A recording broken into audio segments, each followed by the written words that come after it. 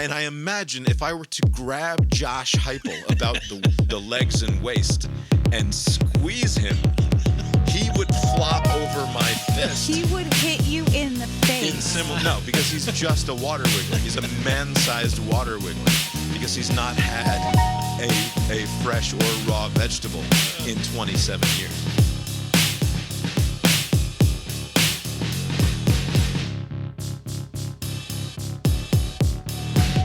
Here we are, Abe Cast Iron Balls, a podcast about boxing. My name is Bob, sitting across the way from my good friend and co-host.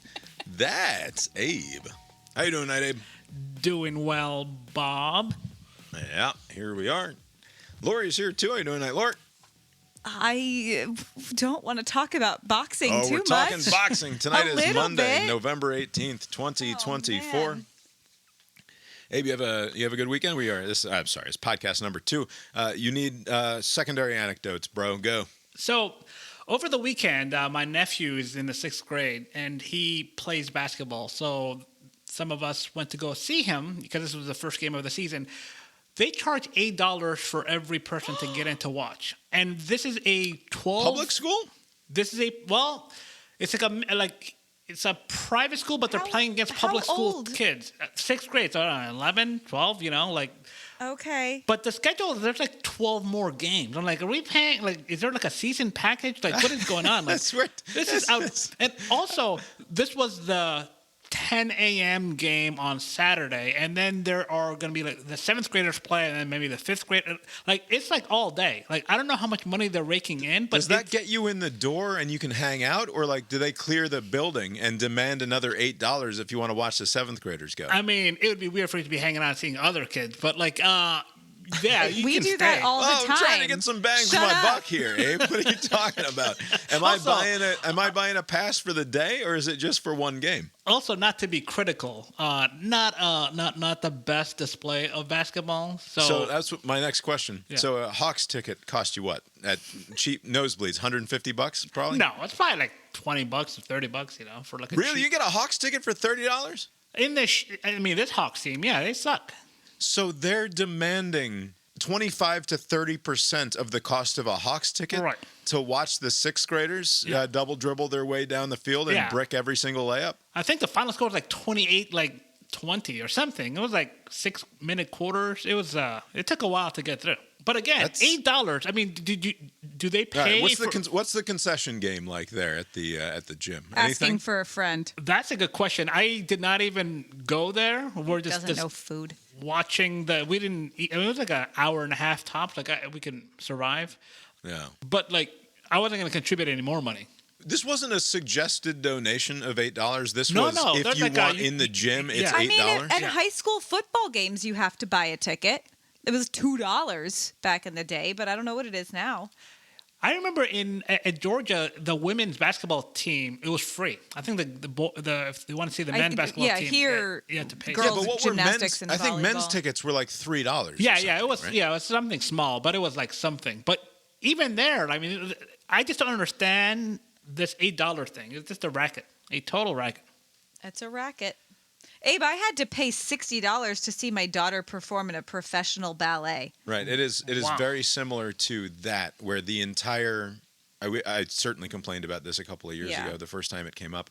But this total racket that is convincing parents to get their children to perform in a professional ballet so that you can fill the audience just with the parents and families and friends. It wasn't just them. I mean, I know it's not just them, but this is not a feasible, it is not an actually profitable business model to just be a traveling ballet troupe that puts on the Nutcracker in the first week of fucking November, right? You cannot travel the United States to small college towns and cities of various sizes and expect to fill the local 3,500 seat theater with just ballet enthusiasts. Right. You need to put a bunch of families in the seats because little Janie is up there on the stage being cute. She is so cute. And it's cute, but it's a total fucking racket. It is. It's and then like if you want your extended family who don't live in town to be able to see it, they charge you $25 to stream a version of it on the internet. No kidding. Some weeks later. Yeah, it's Wow. not cheap. It's like we are the fucking product here. Like my daughter this is something that would be impossible to put on, but for the participation of my daughter, and yet we have to pay out of like just hemorrhaging Not money. Not specifically our daughter, and also they could. That's true. They could, but they wouldn't. Is the point that I'm making here? Yeah. Okay, boxing. It's taking advantage of people like Abe who just want to go see their beloved nephew play a little bit of hoop, and instead they're demanding $8. $8 is not nothing. That's like Hulu for the month or something, right? Yeah. Boxing. Get it over with. Missing out on the Golden Bachelorette because of $8 that I Also, spent Abe needs on to my live nephew's bet the games. We got a lot to get to. Abe, it's now time for you to live bet the games. It is. It's been on for quite a while now. I don't even know who's Monday playing, Night Football. actually. I'm assuming you're an honorable man who has not recently checked the apps or anything for any score updates. How dare you, Bob? I don't even know who's actually playing. Like, who are the contestants? We have the Texans at the Cowboys tonight. The Cowboy with Cooper There's a lot Rush? of red on the CIB Pick'em contest spreadsheet this week, Abe. You need to get right here. You were correct on Monday night. I'll give you that much. You had the Eagles. You've moved to 10-13. I'm going to get this right, too, right? I mean, come on. I know it's the Battle of Texas, but there's no way. Is it Cooper Rush that plays for the Cowboys? There's no way he's winning anything. I don't know who started tonight, but it is Texans minus 7.5 was the opening line in this game at the Cowboys. In Jerry World, who you got? Easy, Texans. All right. I have inputted the Texans into the spreadsheet. That box will turn green or red by the close of business tonight. Let's see what's going on in that game at the moment. Texans currently up 17-10 with 2 minutes to go in the half. Oh, boy. It's a lot closer than I thought it would be.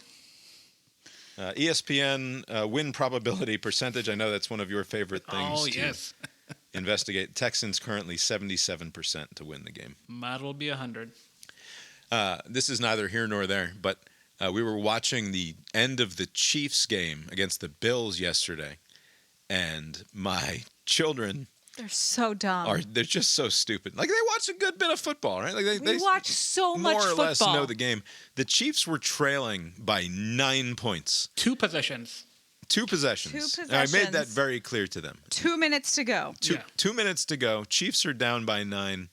I said, hey, kids. And, of course, we want to watch the end of the game. You never know with Patrick Mahomes, fucking miracle worker out there, you know? Anything can happen. Especially this season where it's rigged. They don't even have the timeouts necessary to stop the Bills. If they do, in fact, score, they need to recover the onside kick in order to score again, right? Like, not a defensive stop sort of situation. So I'm like, kids, I'm going to check the ESPN win probability of who do you think's who's going to win this game. Like, how many times out of 100, if they set up in this exact same scenario, do you think the Chiefs would win? And my son said... You said, what % chance do you think it is that the Chiefs win? And he was like 80%. Yeah. And it was like, there's 2 minutes left. They're down by 2 scores. It's like, yeah.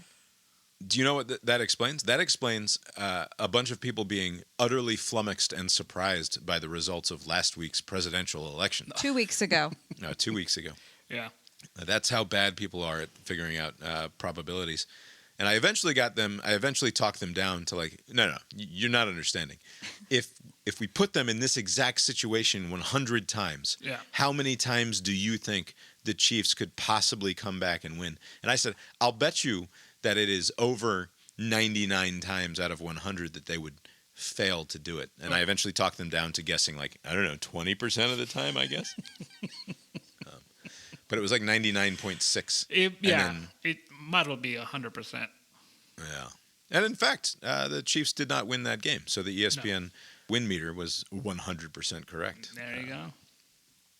Last night. Abe, let's start by talking in order of event, right? So instead of opening with college football, let's instead open with the thrilling Netflix presentation of a boxing match between YouTuber Jake Paul and decrepit old man Mike Tyson. Did you get to watch because of your technical difficulties? Did you have to watch? I did not have to watch, but since I happen to have Netflix, I was like, I might as well. It's there, right? Might as well.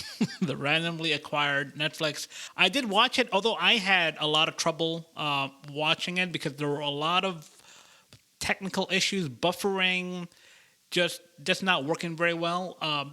We had buffering during the British baking show because everyone was sucking up all the bandwidth. Yeah, the Netflix was generally having bandwidth issues, but like the first 10 or 15 seconds of the baking show were shitty, but then it caught up to itself and it was fine. And then we had none of what you're describing in terms of our experience of watching the fight afterwards. Yeah, so I actually, for whatever reason, on television, the buffering issues were worse than on the phone. So I ended up just watching the game, the actual match on the phone. Did you switch over to your wireless network, or were you just for whatever reason the Wi-Fi was better on your phone than it was on your television? Yeah, just for whatever reason the Wi-Fi was better on the phone. I caught bits and pieces of the undercard, which was the better fight. The two women were just going at it, and there was we watched the whole thing. It was terrible. It was so terrible. Yeah, it was very unpleasant. How do people? Why? They're trying to win the fight. This is a brutal sport. Why are people watching? That Irish broad opened up just a hole in that Puerto Rican's head. Yeah. What the she's fuck? American. The headbutting is I'm almost encouraging it because these refs are. She got 1 point deduction and it didn't matter anyway. She won the fight for some reason. But yeah, if you want to get an advantage.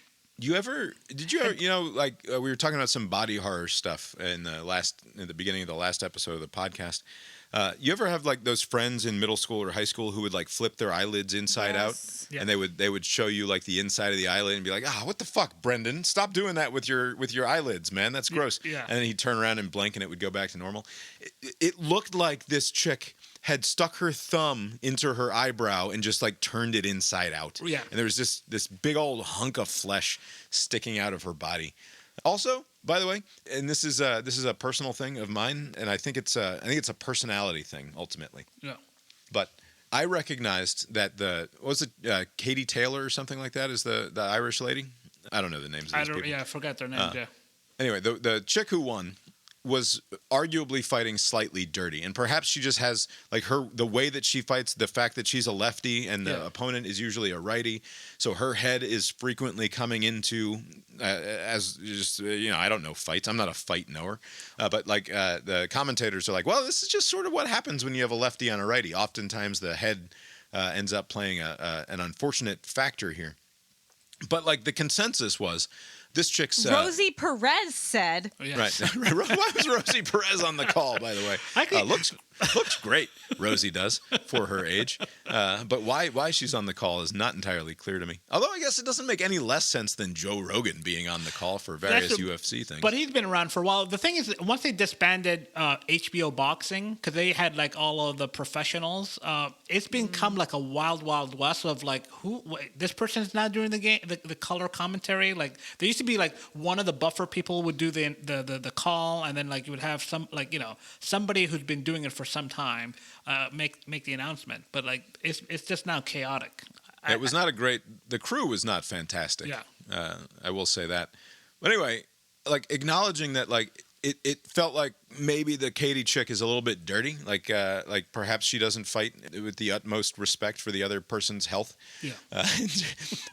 She frequently ends up in these situations where she's headbutting people.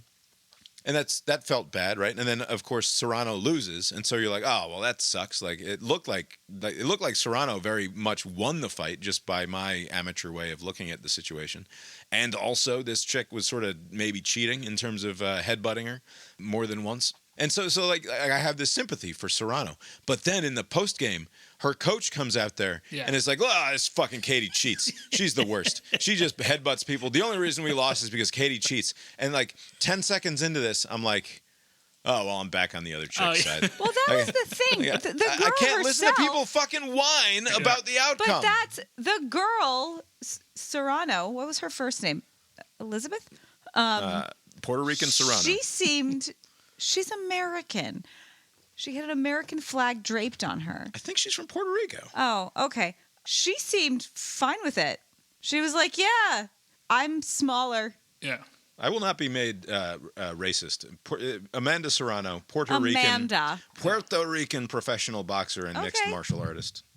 I can't listen to people complain about the fucking refs and the way that they got cheated, and I just fucking despise it. And I immediately lost all sympathy for like I want to see. I don't want to watch this ever again. I hope that in the future, beyond the purview of my eyes, Amanda Serrano kicks Katie Taylor's ass and gets the satisfaction of winning in a fair fight. But also, fuck that coach who's just whining and complaining about how unfair everything is. I can't do it. Yeah. Not a big fan of it either. And then we had the title, the main event, right? We have Jake Paul versus Mike Tyson. The best part, I'm watching the pregame for this show.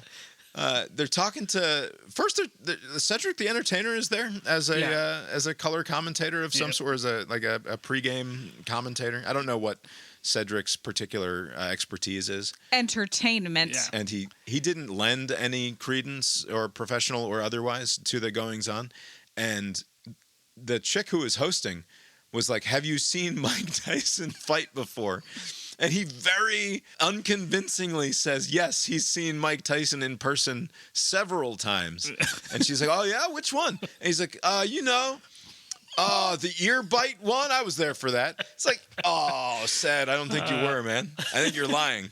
I think it's really clear that you're lying about having been there. And it was this very awkward moment for Cedric the Entertainer.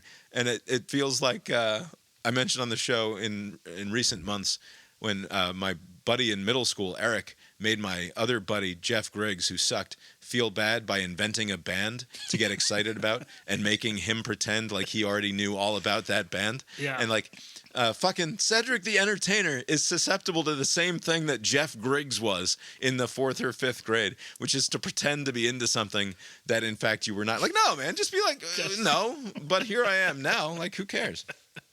And Very awkward moment. Also, if you're in a live kind of environment like that, don't kind of like, I think they say that about like lawyers, like don't ask questions you don't know the answer to. So like to avoid the potential embarrassment of your co-host, don't ask them questions about like, be specific. It's like, oh yeah, remember when Tupac got shot? It was that event. It was that right. Tyson fight.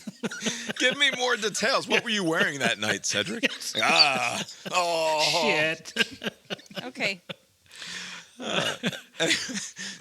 Don't fight. Continue. Jesus. No, we got to talk about the fight. Are you kidding me? Talk about the fight. Also, I thought you were going to talk about the Axe body spray first.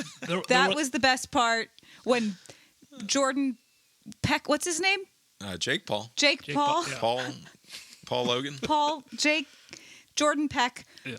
Came out in the car that was, I don't know how cars can drive that slow. Yeah. My car can't. Yeah. Holy shit. How was the car driving so slow? That was impressive, right? That slow pace to not run over the cameraman. I can't believe a car goes that slow. It made me nauseous. We've already skipped past two of the best moments of the night, which happened in the locker room before the fights. the Tyson buttocks. If you say so. We got the full ass shot of Mike Tyson. All right. So if you're the cameraman doing the locker room interview of like holding the camera for Mike Tyson's son, which by the way, clear conflict of interest. Yeah. To have Mike Tyson's son do the pregame interview of Mike Tyson. But yeah, it's boxing, whatever. It's a dirty sport. We all know it. You know that Mike Tyson is wearing chaps, right? You are there. You're right there. You know that his whole ass is out. He's not off camera for you. Right.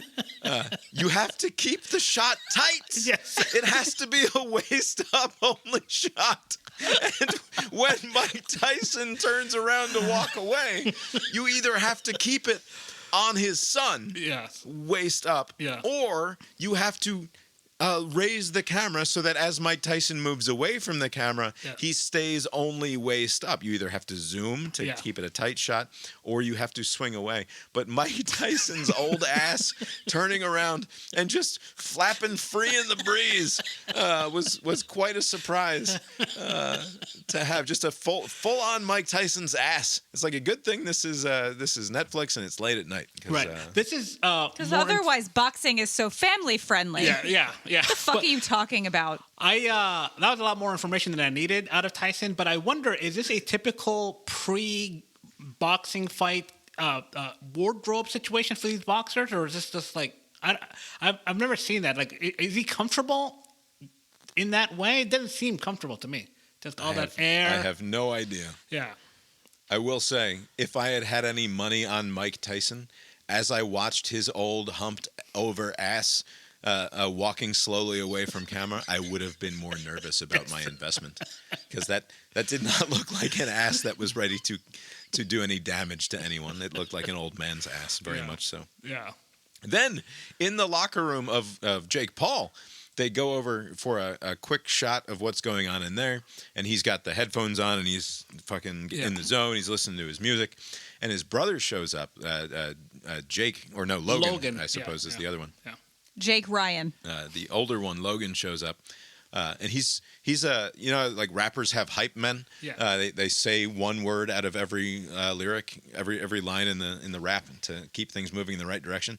Jake Paul was just the Axe body spray man for his brother, or Logan Bob was just. didn't believe me. Yeah. I didn't know what it was. I thought it was like maybe it was like a soothing I think blueberry. It's obvious when you look at those two that if they're spraying something, it's Axe body spray. I keep saying Axe body spray. Obviously, it's a Paul family. It's Axe body deodorant spray. Body spray. But they're competing for that market, though, right? I mean, that's the market. Right. They're aiming for the afflicted Axe body spray market. But Logan coming in, just spraying the fucking thing, and the dipshit play-by-play man of the night. I don't know the fucking guy's name, but he sucked. Yeah. But he's like, here we have a shot of the brothers bonding ahead of the fight. It's like, that's not how brothers work. These motherfuckers have lived together their entire they're professionally and personally intertwined for as long as either one of them can remember. They're not bonding. Yeah. They might be shooting the shit. Yeah. They might be enjoying one another's company. They might be full of secret hatreds for one another in all likelihood. Right. But this is not a moment in which they are bonding. What the fuck are you talking about?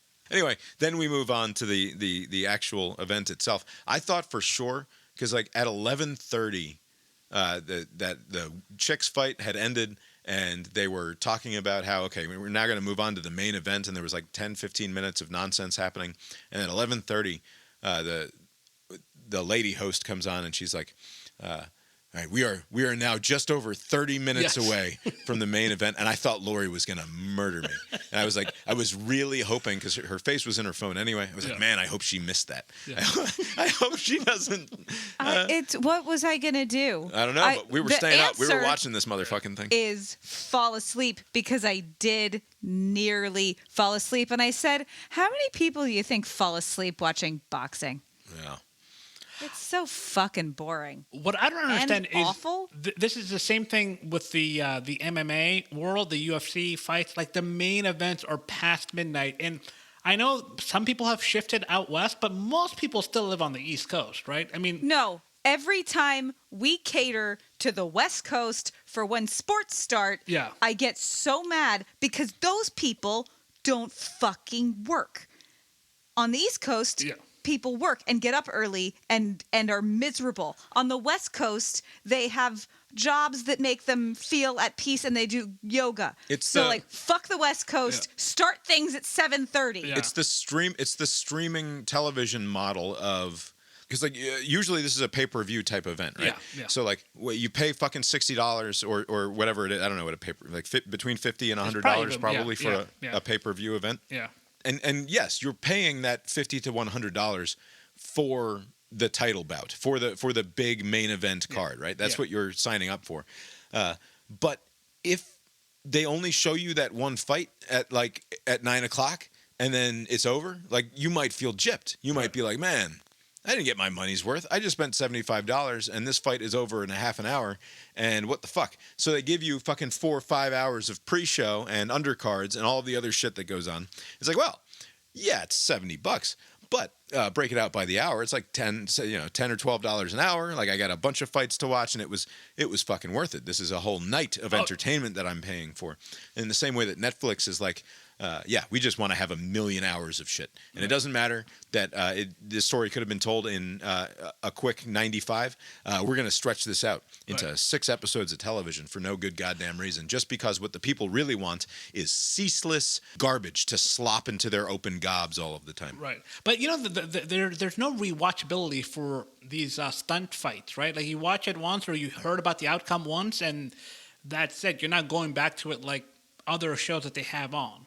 That was the other reason that I knew, like, I had to watch this thing live, because there's a 0% chance that I'm seeking it out the next day, right? Like, sitting down, especially knowing how it went. I'm going to turn on College Game Day. No, you know what I'll do first? I'll fast forward my way through that fight from last night and see how that went. It's like, no, there's 0% chance that I'm going to do that. Right. Oh, my gosh. Anyway, so he comes out in that car, and his brother's still spraying a cloud of the, no doubt, ozone-killing Axe body spray. And how long into this fight, Abe, before you realized that this was a bad idea for all involved? Almost immediately, because I from the get go I was like, 58 is 58. It doesn't matter what you did 30 years ago. Like, you're old. You may have they say in boxing, everybody has a puncher's chance. Meaning you get like one punch, you get him just right, you can knock somebody out and you'll win. But over the course of a fight, your physical stamina, your skill set, other things will show out. And so, Tyson had maybe 30 seconds to do something, and having failed to do that, it was basically all downhill. He got older as the fight wore on, and for whatever reason, he maybe his last round was he was maybe he's not gonna knock me out. I can survive this, but he just kept on getting older and older as the fight wore on. By the 4th or 5th, I'm not sure. I don't have the stats in front of me. I'm not sure he threw a punch in the last 2 or 3 rounds. It was just moving around the ring and holding his hands up as high as he could. And by the way, Jake Paul didn't exactly attempt to do much either as the fight went on. I think he realized what was going on and was perfectly content to let this thing play out the way it was playing out. I wonder if they had some sort of agreement, the window of opportunity is in the first 4 rounds. If you don't get him then, you have to back off, because he was not doing anything either. You're right. Basically, they're all just kind of killing time until the fight was over.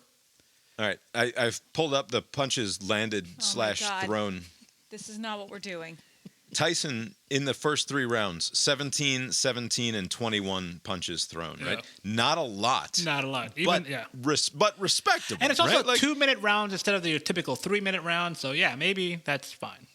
Round 4, 8 punches thrown, 0 landed. Round 5, 11 punches thrown, 2 landed. There you go. 0 for 8 in round 6, 3 of 9 in round 7, and 1 of 6 in round 8. Georgia beat Tennessee. We're getting there. It was sort of sad to see and watch. Not that I have any, I have no particular... Not that fighting is anything else ever. Right.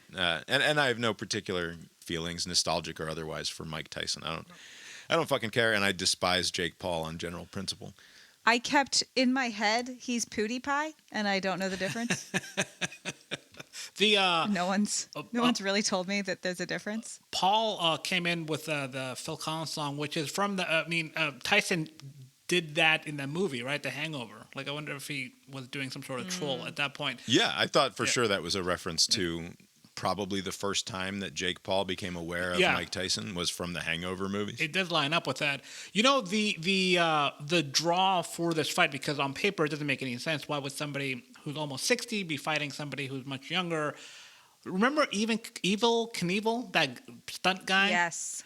And there have been others who are walking on a tightrope. They're these special events. The appeal, it's not stated, but the appeal is something horrible could go wrong. Maybe that person eats it. I wonder if any of the people who tuned in were watching for the possibility of something horrible going wrong in either direction. Maybe people thought that a 58-year-old could actually knock somebody out they could. Is somebody getting knocked out not a horrible thing? No, but knocked out to the point where they're fucked up. No, people get knocked out all the time. These things happen, but not. It's like the people who watch hockey for the fights. Yeah, it's that's the bad part. Not to some. I know. I don't get it. There was a moment at the end of this fight where that last warning bell goes, right, at the end of round 8. There's 10 seconds left. Yeah. And nothing has happened in this fight for fucking 20 minutes, right? Like I said, no punches being thrown, no drama happening, really. Clearly, Mike Tyson was just going to be proud to say that he endured through 8 rounds against a man less than half his age. Jake Paul, with like 5 seconds to go, bows to Mike Tyson. Now, as an 80s baby, 90s kid, Abe, I know that you've seen The Karate Kid more than once or twice.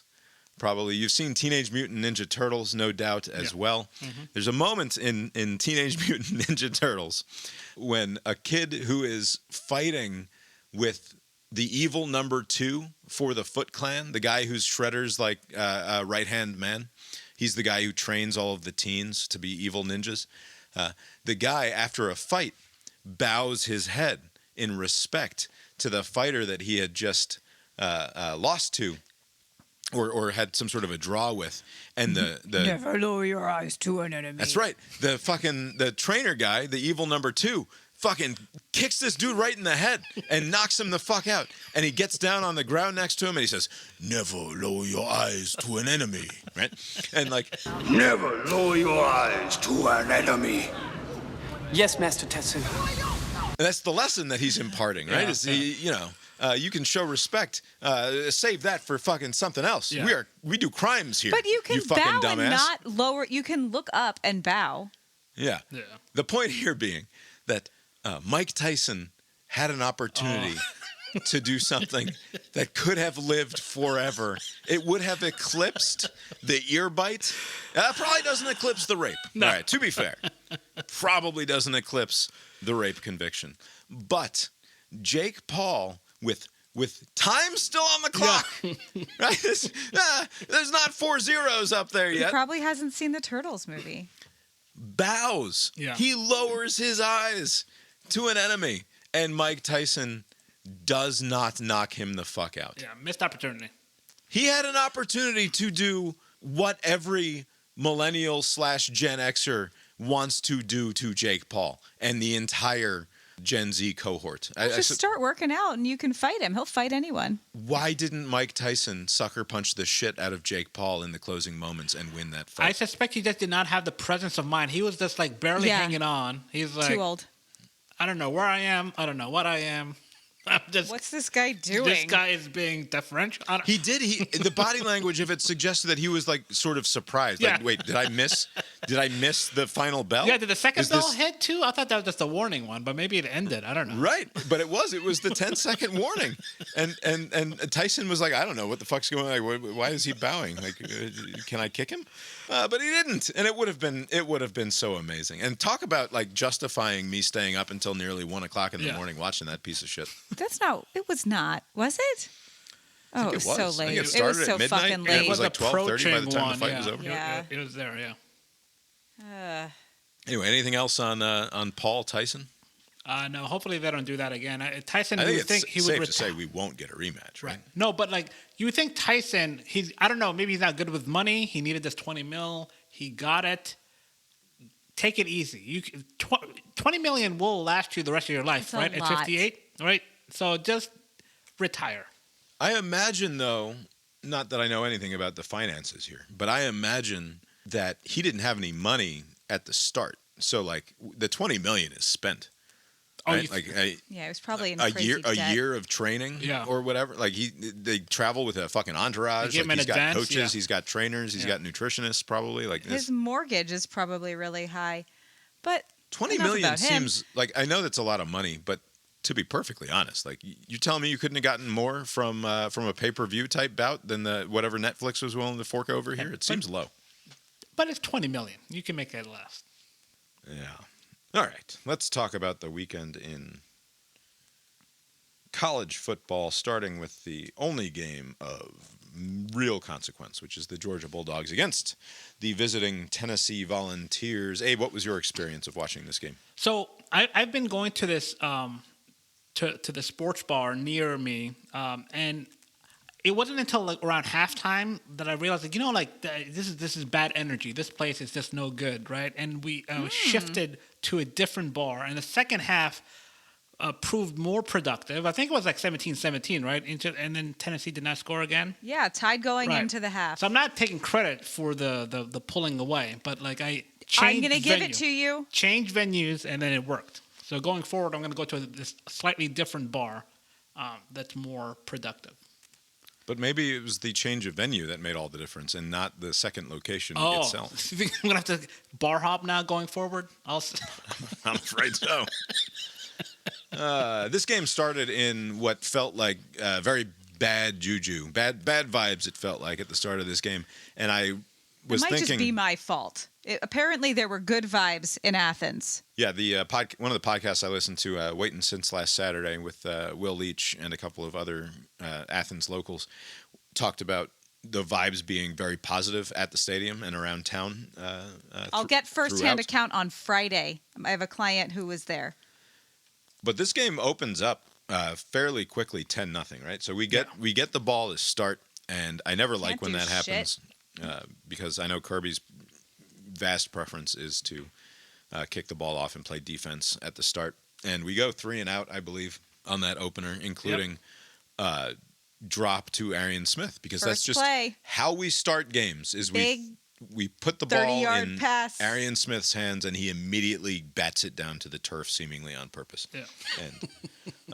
And that's what he did, reliably. I'm not sure that that's the play in Mike Bobo's playbook, but it sure looks like it. And then we couldn't get anything else going on that drive. We punt, and they march right down the field. Yeah, like this is a carbon copy of a game that we've seen this Georgia team play like the last 2 years, for 2 or 3 years running, where things look bad at the start. We get behind. That one of the most incredible stats about this Georgia team is the fact that I think now it's 14 of 17 of our games, of our last 8 of our last SEC games, we've trailed in. And we've won. It might even be wins. Maybe it is just wins. I think it's like it's a large number of wins. It might be our last 17 SEC wins. We've trailed in 14 of them. Wow. Which is like, it doesn't sound like that big of a deal, but like that's not how college football works. Right? Like college football, usually the better team runs out in front and then hides the ball, and the other team does not take a lead at any point. But we've trailed in 14 of 17 of our, it's either SEC games or SEC wins, which is fairly bonkers. But yeah, down 10-0, and it wasn't like you couldn't take anything from the 10-0 to give you any clue that like, oh no, things are going to turn around here. We're going to be just fine. It was, they marched right down the field with no problem, and we couldn't do anything. We got 1 first down on our second series before having to punt it away. And at that moment, I was so relieved that they had not come out in the black jerseys, right? Because I thought for sure that we were getting the blackout this weekend. Right. But my concern was that they were going to come out in the black jerseys and immediately something bad would happen and the vibes would sour and everything would go south from there. And so down 10-0, nothing good has happened yet. The only thing that I'm clinging to is at least we're not wearing those fucking black jerseys. And we don't have that particular version of bad vibes happening. And then Dylan Bell gets hurt at some point. Yeah, that wasn't until a little bit later. It was in the first half. Turn things around. Carson Beck got hit hard and learned how to play football again. Yeah. Seems like. It was, so the moment where things sort of started to turn, because we punt, they score a touchdown, and then we go punt on the next 3 series. That's us, them, us. Georgia punter, son of Thor, Brett Thorson, booms one. But it's a rare scenario where there's actually a return on a Brett Thorson punt. He had, coming into this game, I think he had negative return yardage, net negative return yardage against. And then he booms one, and their returner returns it all the way to the Georgia 37. So all of a sudden they're set up in very good field position. We're already trailing 7-0. And it's like, man, this is going to get out of hand rather suddenly. But the defense in that moment stands them up. So they kick a long field goal. And, of course, it's another fucking career long for a Georgia opponent. I swear to God. It's just happening to everyone. Don't take it personally. If you look at the history of SEC kickers, an overwhelming majority of them have their career long against fucking the Georgia Bulldogs. That's a testament to the Georgia defense. Yeah, sure it is. They kicked that field goal, but that feels like a relative victory in that moment because it's like they had tremendous starting field position. It's like, okay, maybe we're not quite dead yet, but and still. I was just sitting on the couch saying, like, we're just not very good. That thought crossed my mind okay. too. Yeah, it's like, maybe this is maybe it's like a decent team, but not a great team. Yeah, nothing wrong with that. And, you know, lots of injuries, weird vibes, like whatever. We're not very good. On that subsequent drive, though, we have Carson Beck throws a long pass to Dom Lovett to really get the offense moving in the right direction. It's like a 30-yard pass, 40-yard pass. And then a couple of plays after that, Beck scrambles for 10 or 15 yards for a first down. And that's the turning point of this game. It's like from that moment on, everything was going in the right direction. Right. And people have this theory about some quarterbacks where it's like sometimes you just got to get fucking popped to wake yourself up, like to really get yourself into a game. It's not a bad idea to take a hit, and then all of a sudden your mind is right. And I don't know if that's what did it. Right. But this team looked so much better from that moment forward, and it feels like you can almost point to that. Well, it was Aaron Murray said years ago on the podcast with Drew Butler. He said, like, the big scary games when your nerves are crazy, when you get hit hard, it's when you go like, oh yeah, it's just football, and it's just you just play it, and that makes. It knocks the jitters out of you. You're like, you can kind of it's down. like, oh yeah, that. Anyway, you end up going into the half 17-17, and you know you're giving them the ball afterwards. And it's like, if we can come out of the half and keep them from scoring and then get a score, then you're feeling like things are going to be fucking fine. And we do. They get one first down coming out of the half, but then they have to punt. And then we go on a 12-play, 90-yard drive, lasts over 7 minutes, and get in the end zone on a Carson Beck run. And it's like, okay, Carson Beck is fully fucking back now. And at no point during this game did it feel like we were looking at the Carson Beck of the last month. Yeah. This was the best Beck that we've seen maybe all season. I think he looked better last week against Ole Miss than he gets credit for because of how hassled he was. It's a combination of the rain and the fact that the offensive line couldn't protect him at all. Yeah. Whereas in this game this weekend, the line held up. That Tennessee could get basically they couldn't harry or hassle Carson Beck at all throughout this entire game. I don't think they had a sack. I think they only had one tackle for a loss in the entire game. And when Carson had to get moving, he was effective at getting past that first line of defenders and into the secondary for a significant gain. Right. You know, all touchdowns count the same, but I much prefer the 10-play, 5, 6, 7 minute long 3 or 4 first down, just demoralizing it was wonderful. Touchdowns. And there that were two, last one. Yeah, and there were 2 of them in the second half, right? I mean, the last one was the best, yes. but like just when like there were 8 minutes left on the clock, and I said it would be really great to have a 6-minute long touchdown drive, and they were like, okay. And you get what you, because basically it's still a one possession game. It's just a one touchdown game at that point, right? So like if you just whatever reason you need to punt it away, then it's like they have 4 minutes, 5 minutes to do something with. But just that methodical drive down the field, and then when you must have been crushing to watch as a Tennessee fan. Yeah. Sucks for them. It's not like the running game ever got cooking either. This was a function of the passing game largely. And it wasn't that fucking shitty, obnoxious 14 bubble screens passing game either, right? We're throwing the ball down the field. We have, I think it was 6 or 8 20-yard plays, like a good number of, not quite an Ole Miss number from last week of long plays, but like a good number of long completions to 5 or 6 different receivers. And that's not to say that they were great either, by the way. Right. There were multiple drops again on Saturday, like completely unacceptable drops from, I think Lawson Lucky had one. I know that Arian Smith had a couple. And then, of course, Dylan Bell gets hurt, but I think Bell also dropped one before he went out. Dropping, like the awful ones are the awful ones. You can drop some. Sometimes it wasn't quite there. Yeah. But the first one to Arian Smith and then another one, it was just like, it seems like you should have caught that. And a lot of, there seems to be a very evenly distributed number of passes. It seems like everybody had like 40, 50 yards or so, like just it was players. a large number of passes to a large number of receivers. 4 or 5 different receivers over 50 yards, I think. Yeah. So that was good. I mean, like, especially the second half was a very good Georgia performance. Like, just no complaints. Yeah, well, starting with the second quarter. Yeah, I guess you can go back to the second quarter, yeah. And it's not like Tennessee was bad. Nico was fine. Yeah. He was finally good. He was hitting plays that he hasn't hit for the last month either. Like, he actually had a pretty good game. He wasn't great. They weren't hitting any big, long ones, but he wasn't bad at all. This was just a defense. This was just an offense that was overmatched by our defense. And it was a great relief, especially after the way that the game started, to finally see Georgia out there looking something like Georgia. Yeah, the start wasn't... The mood... No, you go ahead. The start wasn't very promising, but the two things Georgia had going for it, a home game, and this was a must-win. And I think those two things kind of propelled them over the top.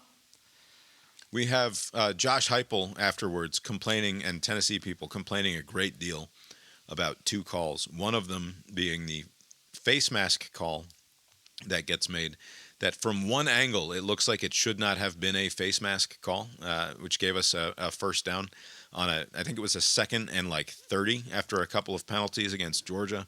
And it would have been like a 3rd and 8 or something, but for the fact that on the tackle to the receiver, after like a 15 or 17 yard gain, he was tackled by his head and they ripped his helmet off.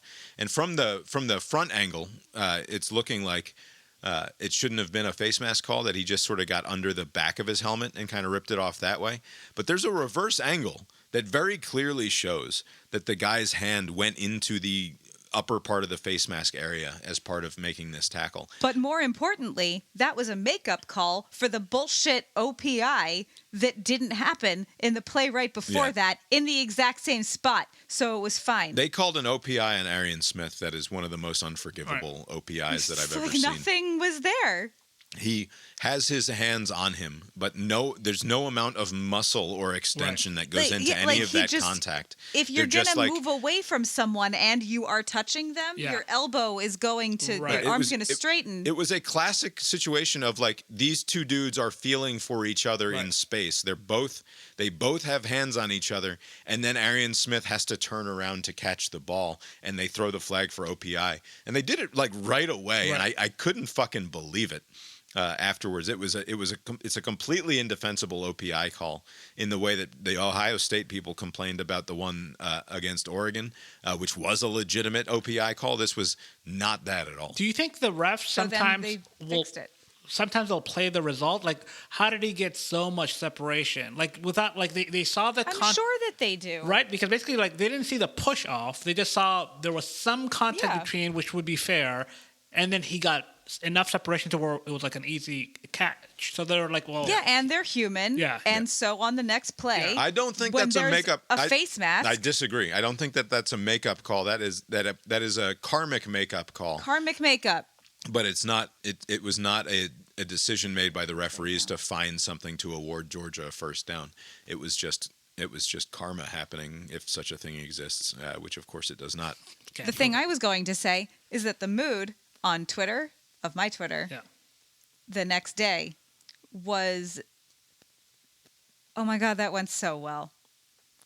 Like, the feeling was a first date or a job interview or throwing a really big, important party. And then the next day, after it's all over, going like, oh, wow. Yeah. That went so well. But it did, in retrospect, because like apprehension going in, 10-0 hole, oh boy. And then just... everything kind of worked out. And like, oh, just great. Like the caterer canceled. The caterer canceled. And it's like, oh no, don't worry, because the neighbors next door were going to do a big birthday party, but they got COVID, so their food, they've already paid for theirs, so they're just going to send it over.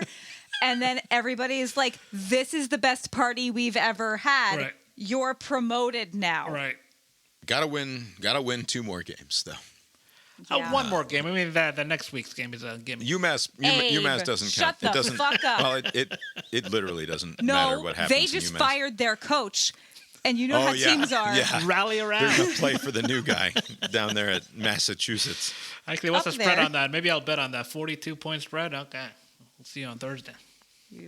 Speaking of, you guys were talking about how the Lori was cheering for a 6-minute drive that ended in a touchdown when there were 8 minutes left on the clock. And I was cheering for an 8-minute drive that ended the game because I had Tennessee in the under, as I said that I would ahead of time. I was going to be happy to lose $25 on Tennessee in the under, but 17-24 would have made me some money. Whereas 17-31 did not. It didn't affect. I was elated to go up 2 scores and to not have to sweat anything at that point. But why hand the ball back to anyone if you could just keep it and run the clock out and end the game in that fashion? I didn't have any money on it other than just the bet, the weekly pick'em thing that we do, and it escaped my notice that that I had picked Tennessee and Georgia covered it because I was just happy that Georgia I can lose those things a million times over. It's fine, totally fine. And in fact you do. And and same thing happened on Sunday with the Colts. I was like, this is a great weekend of sports, even though I think I ended up with no points, but that's another thing. Yeah. The other thing Heupel is complaining about is the 12-man penalty, where they throw a flag for too many men on the field. Now, too many dicks.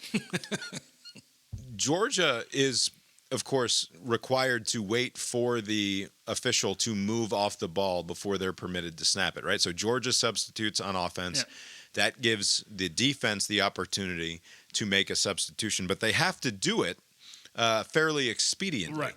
Or else they're going to be flagged for having too many men on the field because the official is going to move off the ball once he believes he's given enough time to the defense to expediently make their substitution. And it was very clear that this guy was being a slow bum on purpose, trying to run the play clock down as far as possible, making things more difficult for Georgia. So when Georgia snaps the ball and that guy is still on the field, they throw the flag for too many men on the field. And it's not like Georgia didn't snap the ball early. The official had moved off the ball, giving them the opportunity to snap the ball. So Tennessee tried to slow play things, and they can fucking eat shit. I don't know what you're complaining about here. Also, I guess in the moment people don't realize how bad they look. Just the needless complaining. You didn't score in the second half, you fucking pussy. Yeah, what are you complaining about? Yeah. Like, are you fucking serious right now? You're gonna That's sit here. That's gotta be frustrating because Tennessee got shit for not having scored in the first half, and then this time they did, and then they didn't. I'm sorry, but like I can't. I hate listening, and maybe it's. I don't know if it's just a function of. Maybe I'm just seeing it more now because I'm primed to see it. To see grown men complain about the world not being fair. I think you're a little sensitive. But I don't remember this happening as much before. And it's happening every week. It's like the trash on the field. Yeah. Like it's happening way more frequently now. Well, the trash on the field is definitely happening more. But also it's not something that like Mark Richter, Kirby Smart ever really do. No, right? but like, Kirby will say, they tried to steal it from us. In this place, they tried to steal it from us. Seeing, just like everything else, we are exposed to more. Yeah. Like you never saw a press conference before. Oh, that's ridiculous. Not you, but you know what I mean? Like the exposure that we have to these things is more than before. I'm telling you, conservative coded fat men are more likely to complain about the world being unfair now than they were 10 years ago. I mean, I believe that. Somebody should run the numbers on that. The numbers will support it. Fucking Josh Heupel, go eat a bowl of steamed vegetables for Christ's sake, and stop complaining about the world not being fair. You know, this is almost not fair, Bob. So a coach can be too fit, and now they can't be too fat. There seems to be he wants them to be. No, he's said exactly what he wants them to look like. The Goldilocks. Josh Heupel has taken it too far. You cannot look like.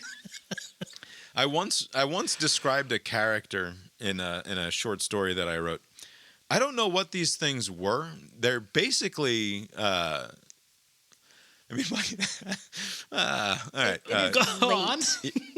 Earmuffs, kids. Do you know? Are you familiar with the?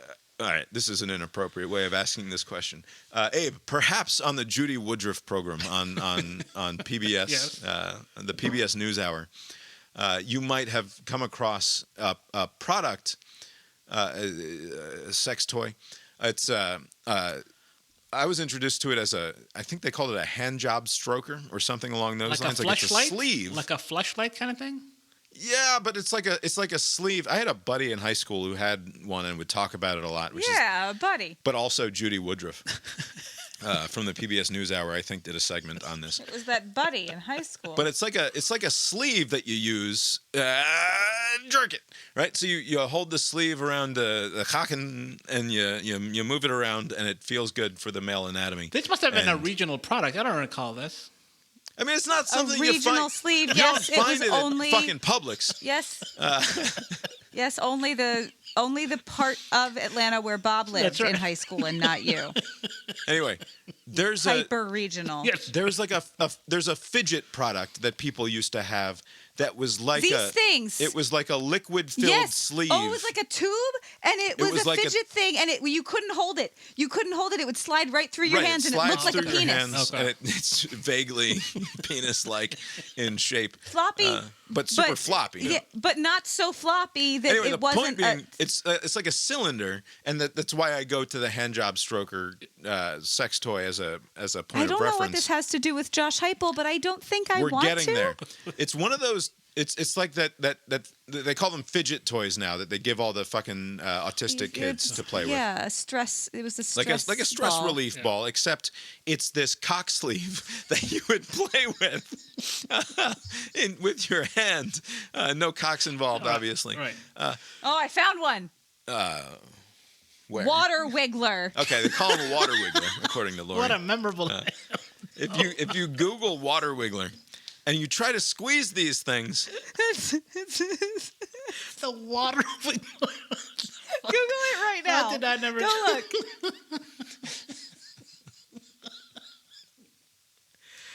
Oh man. Yeah, there you go. Rhode Island Novelty Dolphin Water Wiggler is the first thing that comes up in my Amazon. Yeah, that green one is the one I found. One super long, huge, jumbo water trick snake. Trick snake was filled the other with thing. Sparkle streamers. Stress toy. Okay. All right. So that gives you the idea of what we're working with here. That will be the lead image of this podcast, so obviously. Phallic. Anyway, that's beside the point. The point is, if you grab and squeeze a water wiggler, yes, it empties itself so that you're left holding just the rubber or latex with none of the water inside, and it flops around on your fist in this fashion. Like it just sort of sploots over your hand there. Right. And I imagine if I were to grab Josh Heupel about the legs and waist and squeeze him, he would flop over my fist. He would hit you in the face. No, because he's just a water wiggler. He's a man-sized water wiggler because he's not had a fresh or raw vegetable in 27 years. And I think it would be to his benefit to eat get some baby carrots. You can dip them in ranch, Josh. It'll be fine. You can wash them down in that fashion. But you need some fresh fruits and vegetables, Josh, because you look like a man-sized water wiggler that I could squeeze, and then you just sort of flop on out of my hands afterwards. On the off chance Tennessee plays Notre Dame in the playoffs, who are you which coach are you siding with? That's such a fantastic question. Let's cross that bridge when we get there. I don't have a good answer right now. Hypothetical. Who do you pick? Hypothetically? Hypothetically. Correct. You can answer on Thursday. Yes. When we talk about the rankings and the playoff situation, because we definitely are not doing that right now. Yeah, I know we're running late. We're done. Are there any other games from this weekend worth talking about? South Carolina was fun.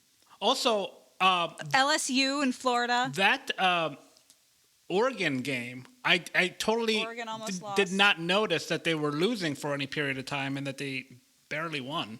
I wonder if they're going to go down this. Do you think they stay at 1 after this week? No. I mean, no. The AP Top 25 has me infuriated. We're not even into the college football playoff ranking. We're not talking about it right now. I made this spreadsheet today looking at all of the different things going on in elite college football circles. Surely this has been made for you somewhere. I don't know, not with the things that I wanted listed. Okay. But I just wrote out the AP top 25, and then I listed everyone's strength of schedule according to ESPN. And then I listed next to that what I believe to be their best wins and then worst and best losses. Right. And it makes an absolute mockery of the top 5 in particular, but also a great deal of the top 25. Okay.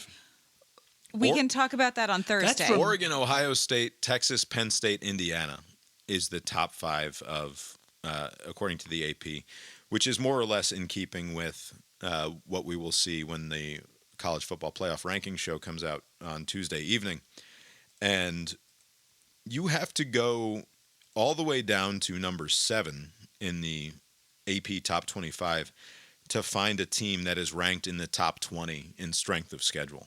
And that's Alabama, with their losses against both Tennessee schools holding them back, and their best win being against Georgia.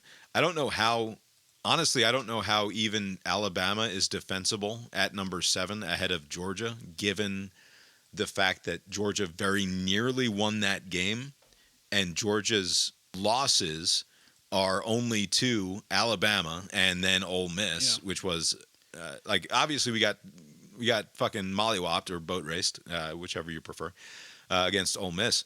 But our loss against Alabama was not that bad. It ended up being not that bad, but yeah.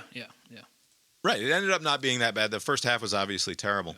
But why are we ranked behind Alabama, given the fact that they lost to Vanderbilt and our only loss besides? Well, and why are we ranked ahead of Ole Miss? We're ranked ahead of Ole Miss because they lost to Kentucky and LSU. No, the thing about the AP, and I can find the graphic if you want, but there's a graphic out there that shows how each voter voted. And it's an average of the votes. So, there's some stuff that's just going to end up being weird with the AP thing. That's not the same as the college football people. Sure. My complaints about Alabama, Georgia, and it's funny because it's 7 through 10 there. Alabama, Georgia, Ole Miss, Tennessee. That's the weird quadrangle that's very difficult to make any sense of because, of course, they call them squares now. We lost to Alabama. We lost to Ole Miss, so we're bracketed by the 7 and 9 team that we lost to. We fairly well handled Tennessee. Alabama's losses are worse than anybody else's losses among those 4. Alabama lost Although to Tennessee lost to Arkansas, but Alabama lost to Tennessee, who lost to Arkansas. Ole Miss's losses to Kentucky and LSU are both bad right now because neither one of those teams is any good. And their only good win is against us. And it's not even close. All of their other wins are not that great. They put a hurting on South Carolina at one point. Which is looking increasingly good. Yeah. But still, that's South Carolina, and it could just be a one-off. Well, and where's A&M's way down there? Right, A&M's only loss is to... Well, they have 2 losses, but only one in the SEC. Right. But this will be way more fun to talk about on Thursday. Yeah, sure. The main thing that I want to get at is Oregon, Ohio State, Texas, Penn State, and Indiana have the 43rd, 28th, 38th, 35th, and 106th ranked strength of schedule at this point. And I don't know how you can justify having those 5 teams as your top 5. It's entirely indefensible to me, especially given that Ohio State at 2 in particular irks me because they lost to Oregon in a close game. And I know Oregon is undefeated, but Oregon's only real win right now is that Ohio State game. And Ohio State's best win is Penn State, who they have at number 4. And Penn State hasn't beaten anybody. Penn State's best win is Illinois. And they're doing this weird transitive property thing for the Big Ten that they very clearly are not doing for the SEC, and it's making me slightly insane. The other thing that is quite thrilling about the way that this is going to finish out, and I know it makes for great talk, and the chaos makes for a great deal of fun. I'm not denying Everybody any of that. On Twitter is so funny and pissed off about everything. But it's not... I'm still not convinced that it's actually good for college football as a product, this 12-team playoff situation. I know it's great content, but it's not great in terms of the health of the game. I'm not really persuaded of that fact yet. It allows teams to be more competitive in the regular season, so they can schedule better games down the road, and then you can double. Why would you schedule? Look at the top 5, Abe. Why would you schedule hard games?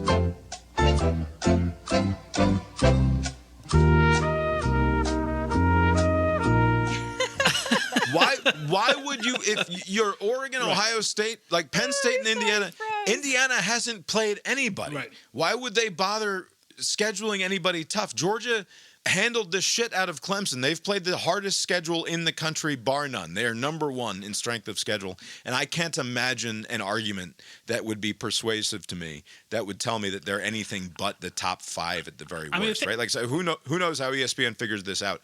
But they've played fucking everybody. Right. And yeah, have they lost 2 games? Absolutely. And they didn't look good losing to Ole Miss. It was gnarly. But what would be the incentive for them to schedule a Clemson where, yeah, it's great to win that game? What are they getting out of that Clemson win right now? Nothing. So I think, I don't know what happened with the Big Ten. Like, I don't know why Oregon hasn't really played that many great teams, but maybe that will change in future years. The way that it worked out this year may be benefiting them. But I think the reason why I think they'll schedule better games down the road is because you're not going to be punished as much as you were in the past, right? Because you have 12 slots, you'll have a better resume, and you can work your way in. Like, you can lose a game against an out-of-conference team, and it's not going to hurt you as much as it did in the past. Well, look at Notre Dame. What is Notre Dame's incentive to schedule a Texas A&M again in the future? They won that game. Yeah. They won it sort of by the skin of their teeth against a not very good Texas A&M team, as it turns out, right? So, like, and you know that there's always the possibility that you can lose a game in the way that they lost to NIU. So what is the incentive for them? They already have to deal with half a dozen teams from the ACC or however the fuck that relationship works. Why would they They play the military academies, get your fucking 11 or 12 wins, and be happy with the fact that because of the name on the back of the jersey, or the front of the jersey rather, you're going to be in the playoff no matter what. I think Notre Dame's an outlier because they have this goofy system where they're like independent for the most part. They have some agreement to play ACC teams. They can probably dress up their resume, whereas I think they're like the outlier. But for everybody else, it's a more permissive environment to lose and still make the playoffs, and that's why I think it's going to prove popular with more teams. Except that there will be 2 or 3 SEC teams with 2 losses that don't make the playoff this year.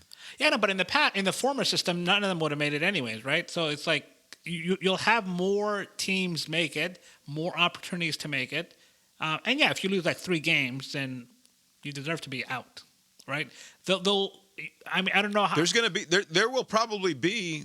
So if SMU, Miami, and Clemson all win out before the ACC championship game, we're going to have a situation with multiple ACC teams with 1 or 2 losses that do not make the playoff, right? Right. So what's the incentive of scheduling tough games? If you know you're going to lose a game somewhere in your conference, why would you bother risking scheduling? Why would Clemson ever schedule Georgia again? Given the fact that that Georgia loss is probably what keeps them out of the playoff if they don't win the ACC championship, right? If Clemson goes into the ACC championship as a 1-loss team and loses the ACC championship to either a 1-loss SMU or a 1-loss Miami, they're in the playoff. They're in a 12-team playoff at that point. That second Georgia loss is the thing that keeps them out at that point. Right, but what I'm saying is they're still in the previous system. Clemson would not even be considering anything playoff, right? Like most of these teams, we'd be talking about. Yeah, but we're not in the previous system anymore. I know, but what I'm saying is, Clemson played Georgia, and they're not being punished for it. Like in the past, they would have been more severely punished, right? You have 12 slots. You had fewer slots before. This is a better system just by virtue of that.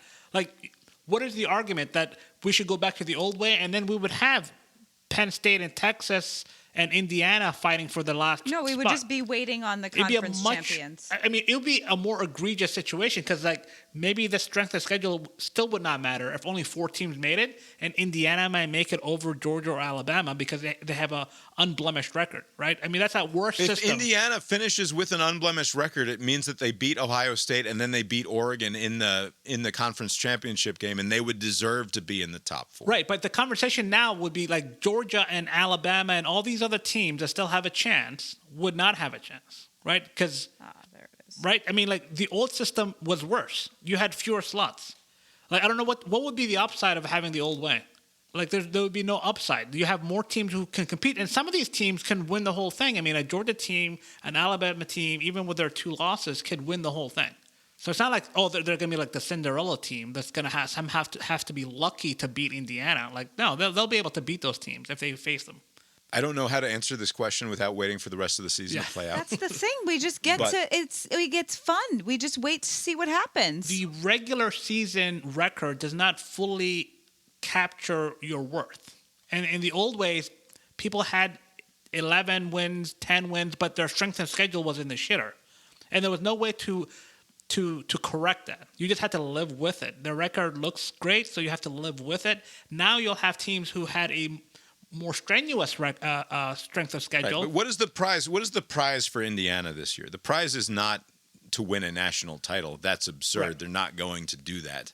The prize for Indiana is to host a home playoff game if they're lucky, right? Like, there's no perfect system. Well, of course, there's no perfect system. So we just have to wait and see what happens. That's true. It's also true that this is a better system because just by virtue of having more slots, because any sort of error made by this system that we have is going to be corrected in the playoffs. Like, if you're that good, sort it out in the playoffs. Here's how it's going to work out here, Abe. And this is my my Thursday preview on a Monday night. Army is going to beat Notre Dame. It would be so good.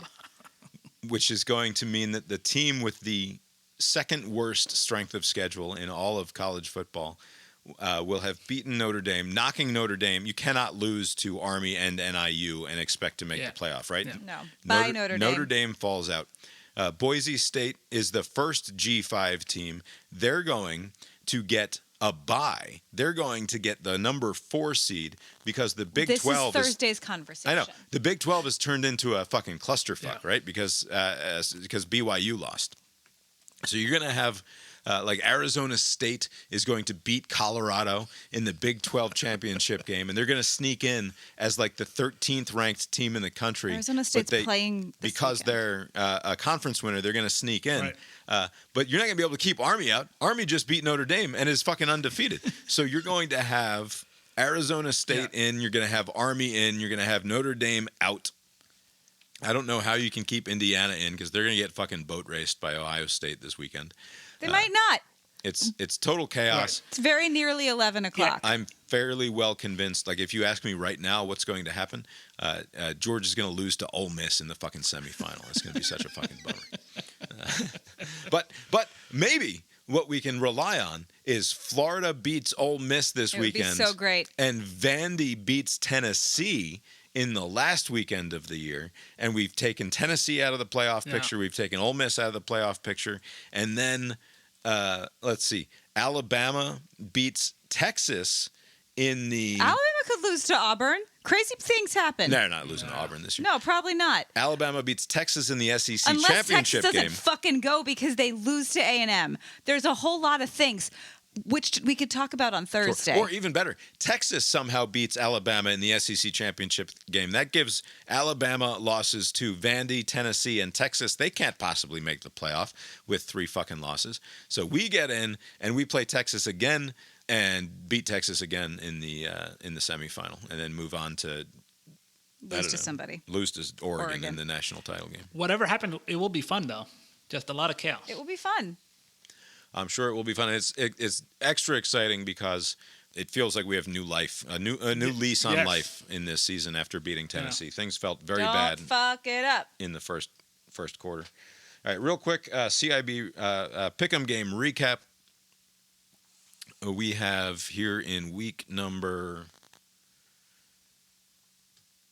12 our results. Abe, you take a squadouche this week, I'm afraid. Ooh, rough. Somehow maintain my second position. You had Texas minus 12. Arkansas kept that game close. First of all, which should tell you that should have been a cover. I mean, the Texas was like right there. They just sat on their hands. Those bums. Yeah, I thought you were going to get a fucking shitty backdoor cover at the end of that game. I was going to be super mad. And it was going to be worse because Lori was going to lose her cover. That was going to be punishing to Lori and favorable to you, which is no good. And of course, that was a cover for Jimmy Carter in the presidential lock of the week. So well done by Jimmy. You also had, as we mentioned, Tennessee plus the 9.5, and then you go 0 for 3 on your NFL picks, including Aaron Rodgers and the Jets are atrocious. Atrocious. To lose to an atrocious Colts team is embarrassing. I'll take it. The Colts win by 1 point there in exciting fashion, right? Yeah, very close. I mean, that was a nice drive by Richardson. I was totally off on the Falcons. Holy shit. Is Bo Nix good? What's going on? Didn't the Falcons lose by like 38 points or something like that? Particularly close. Maybe. Holy shit. Maybe it's time to put. What the fuck? Might as well put in the rookie at this point. That's what I'm saying. Michael Penix time. And then the Chiefs failed to get you a bogus cover at the end of that game either. Yeah. Mahomes is looking shaky. I mean, that last pick doesn't matter, but he throws too many picks for Mahomes. Yeah. All right, so that's a squadouche for you this week. Cousin Steve, not much better. He secures just 5 points with the Thursday night game with the Eagles. He whiffed on the double-digit money line for Tennessee. I bet he was feeling pretty good, though, there in the first quarter, and then proceeded to eat all the shit. So, eat shit, Cousin Steve. He had Houston, who failed to win, and then he had the Chiefs and the Bengals. That Bengals-Chargers game was rather fun last night. Chargers getting out to a big lead, and the Bengals coming storming back at the very end, only to fall short, despite a very great opportunity on the final play of the Hail Mary. They were very close to hitting the Hail Mary at the end of the game there. Lori, also not a great weekend. Yeah, but I don't care. With just 10 points. She gets the Arkansas cover against Texas and Pitt with a cover against Clemson. ULM did not cover against Auburn.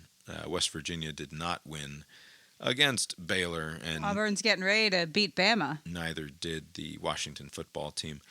And then I had the high water mark of the week with 20 points. I hit 2 of my 5 outright underdogs, which ain't too bad.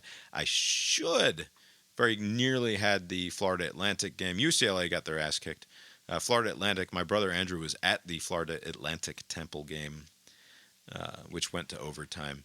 And then they fired their coach.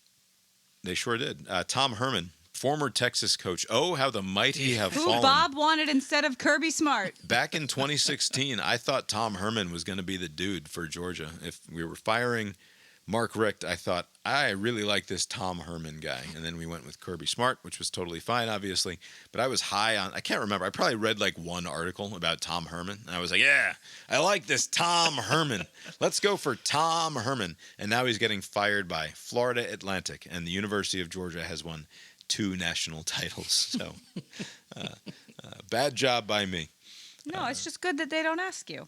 I did, however, call Utah State as a home underdog against Hawaii. They won by like fucking 50. Yeah. Brilliant job by me, obviously.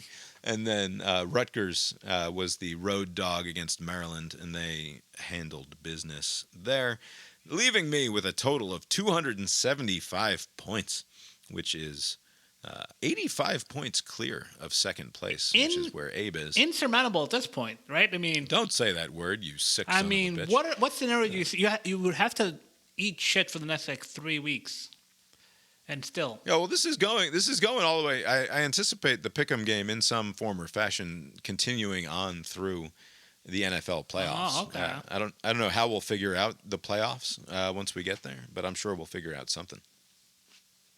Nobody's dead yet. Don't believe. Continue to believe in yourself. Abe, 190 points. Lori, 174. And Cousin Steve in the caboose, driving the caboose, holding on for dear life as the caboose, I don't know, at 162 points. And as we said, 6-6 for President Jimmy Carter. Have we gone on so long that we can update the Monday night game and have a final here? No, we cannot. But Houston is well clear of the Cowboys at 27-10. So Abe might be on the verge of going 2-0 in his live betting the games this week. Well done, Abe. You've been listening to Cast Iron Balls, a podcast about sports with Bob and Abe. Lori's here too. Check us out on Substack, brainiron.substack.com for more from us. Also, the opening and closing themes of the show were composed by Mark Gillig, tetramermusic.com, Tetramer music.com for more from him. Apologies for failing to talk about the vast majority of sports action this weekend and instead focusing greatly on a very bad boxing match between a social media star and a 58-year-old man. And then, of course, just the Georgia-Tennessee game. But yeah, other stuff happened, and I'm sure it was enjoyable. There were plenty of exciting finishes this weekend. Abe, anything else cross your transom in the world of sports that you want to mention before we get out of here tonight? Yeah, so there's this studio crew that does the NBA, inside the NBA, and famously on TNT, the TNT show you're referring on to, TNT, right? And then TNT lost the rights to the NBA, and so everybody thought that would be the end of that. And for whatever reason, I don't know how this happened. How did that show start? It was Ernie Johnson and Charles Barkley and what's his face Smith, the other guy. They're the original trio. What was the original setup there? I don't know who the fourth person was, but yeah, those were the three, and then Shaq came in like later. But right, like Barkley and Ernie were kind of they're the core of the group. Right. But they've been together for many, many years, and it looked like this was very, very entertaining. Even if you don't even have to like basketball, yeah. It's a good group of dudes to spend half an hour with in between. Because they just kind of let them just kind of do their thing, and they'll kind of engage with social media posts, and yeah, it's a fun kind of show. And people were just kind of upset that it was going to end. Barkley said he was going to retire. He says a lot of things. He then went to sign like a 10-year extension after saying he was going to retire. Anyways, there was some sort of weird agreement that TNT made with ABC, ESPN, and they basically traded the Inside the NBA crew to do the ESPN, ABC shows, and then TNT gets some Big 12 games like football and basketball. There was some sort of goofy agreement to where the Inside the NBA show will be aired on ABC, ESPN. I guess they're relegating the ESPN studio show to second fiddle. I don't know what's going on there, but basically, who runs the ESPN NBA show? Is it still like it's like a Malika Andrews and like sometimes Michael Wilbon will be on there and some of the others. So like those people, I guess get the second tier games. I don't know what, but like they came to some sort of agreement to where like they are precisely one financial quarter away from being fired. Is the answer to what happens to them. There is no reason to keep them around if you've got the Inside the NBA folks. Yeah, and so there's a concern like maybe some of the ESPN people will come in and ruin the formula, but it seems like there's some sort of firewall where they get to stay in the studios here in Atlanta and have the same producers, the same show. But it's just a weird thing where they're trading a halftime show for Big 12 football and basketball games and like rights to the global outside the U.S. games. Like it was some sort of weird trade that they made to kind of make everybody happy. What are you getting with Big 12 football right now besides Colorado? Like that's it. Yeah, maybe that's enough. I mean, they're doing great. They're surging. Colorado. Yeah. Well, that's cool. Yeah. I'm glad that Inside the NBA is continuing its run. It's such a popular cultural artifact. It'd be a bummer for it to just go away. Yeah. Lori, anything else in the world of sports? No, I would prefer to have done less so we would have more stuff to talk about on Thursday. Oh, there's so much stuff to continue to talk about on Thursday. Don't you worry about that. I'm not worried. Good news, then. I don't have anything else for you tonight. Abe, have you got anything else for us tonight? Nope. Well, I guess that's all we've got for you tonight, then, and we will talk to you next time. Later. I will hopefully put this in an email to the Biffler crew, since I haven't done that in a little while, and I always say that I will, and then I don't. But the thing that I texted you about Binyam explaining the Hispanic shift from left to right, from Biden to Trump, basically in terms of the plot of the Sinbad movie that I was referencing last week without realizing it, which is House Guest with Sinbad and Phil Hartman, in which Sinbad shows up. The details are not exactly what Binyam was getting at, but basically, sort of. Sinbad has to pretend to be a successful dentist. Instead, he's on the run from the mob, right? He's trying to run away from the mob, but he finds himself in a situation where he looks like a guy who Phil Hartman is looking for at the airport. So he like trades hats with him or something and sends the successful dentist on his way and becomes Phil Hartman's long-lost college buddy for an extended period of time. And hijinks and stunts and pranks ensue, right? It's a bad movie, like a terrible movie. My down-the-street neighbors used to watch it all of the time. That's right. That's how you were talking about it. Growing up, that's why it was in. I didn't mention that it was House Guest. I was just referring to a bad Sinbad movie from the 90s. And then Binyam explains Hispanics' move from Democrat to Republican in terms of Hispanic people being sick and tired of their relatives showing up, their illegal relatives showing up and filling up the guest room and eating all their food and not fucking getting a real job. And instead, it's like, no, we want Trump to deport your ass back to South America or Latin America, and we'll cut you a check every now and then as we can. Yeah. It's the single greatest piece of analysis by just impossible to believe anecdata. Right? Like, you can't disprove it though. I mean, there could be some truth. It can't be disproven.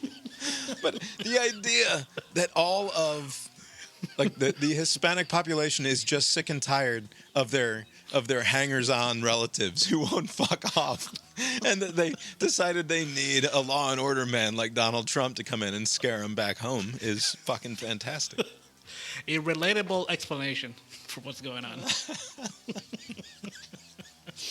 Imagine one guy telling you that because he's sick of his mother-in-law who doesn't have a fucking green card hanging around while he's trying to walk around the house in his skivvies and bang his wife without worrying that mom's going to hear down the hall. And that's why he voted Trump. It's just spectacular. It's indistinguishable from a bit. Like from a piece of stand-up comedy. Yeah. Fairly racist stand-up comedy, probably, but still. You don't hear that in the Meet the Press panel at the end with all those smart people, you know. Lonnie Chen is going to come on Meet the Press and explain to Jen Psaki and Kristen Welker that the reason the Hispanics moved right, according to his work at the Hoover Institute, is the illegals keep eating all the groceries and won't fuck off. That would be amazing if they came up to that. Oh, brother. The proceeding was created with 100% human content.